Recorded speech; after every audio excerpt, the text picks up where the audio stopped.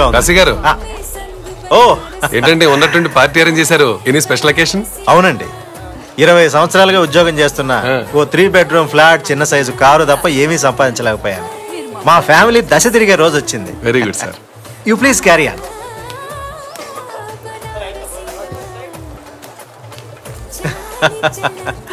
ఓ రామ్, రండి.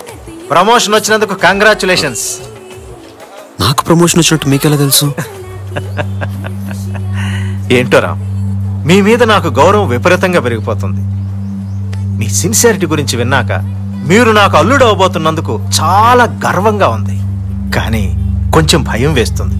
ఎంతైనా మనం మిడిల్ క్లాస్ కదా, కొంచెం పట్టు విడుపులు ఉండాలి. ఎదుటి వాళ్ళ బలం అంచనా వేయకుండా కయ్యానికి కాలు దువ్వకూడదు. కొంచెం అర్థమయ్యేలా చెప్తారా? మీరు ఆ స్లమ్ ఫైర్ యాక్సిడెంట్ గురించి కొంచెం ఓవర్ ఇంట్రెస్ట్ తీసుకుంటున్నారనిపిస్తుంది. మనకు సంబంధం లేని విషయాల్లో మనం ఎందుకు తలదొరచడం?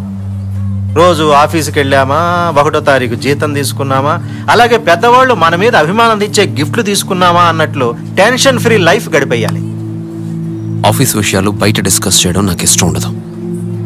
ఈ పార్టీ ఎందుకో, నన్ను ఎందుకు పిలిచారో నాకు ఇప్పుడు అర్థమవుతుంది. ఈ విషయాన్ని ఇంతటితో వదిలేయండి ప్లీజ్. నమస్తే చైత్ర, ఒకసారి నువ్వైనా చెప్పమ్మా రామ్కి. చిన్న ఫేవర్ అడిగితే చేయను అంటున్నాడు. నాన్న అడిగిన ఫేవర్ చేయొచ్చు కదా. ఆయన ఏమడిగారో తెలుసా? తెలుసుకోవాల్సిన అవసరం నాకు లేదు, నువ్వది చేయాల్సిందే. Just shut up Chaitra. మీ నానే కాదు, ఎవరు అడిగినా నేను ఆ పని చేయను. నేను అడిగింది మీకోసమే, మీ భవిష్యత్తు కోసం. నీకిష్టం లేకపోయినంత మాత్రాన నా కూతురు కష్టం నేను చూడలేదు. అన్నెసెసరీగా సీన్ క్రియేట్ చేయద్దు అంకుల్ ప్లీజ్. సీన్ క్రియేట్ చేస్తుంది నువ్వే. ఆయన మన మంచి కోసమే అంటుంటే నేను చెప్పేది ఒకసారి వింటావా? వినడానికి ఏమీ లేదు రామ్. నాన్న చెప్పింది చెయ్యి, లేదంటే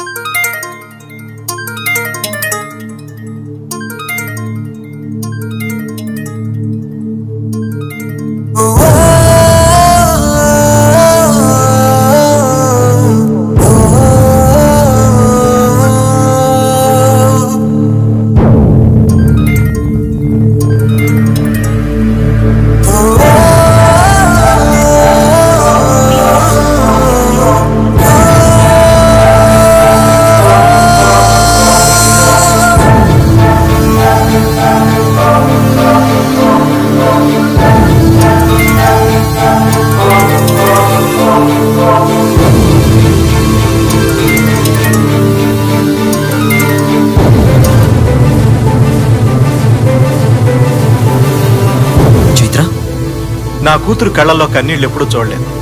నీ నిజాయితీకి, సిన్సియారిటీకో నమస్కారం. మమ్మల్ని వదిలే.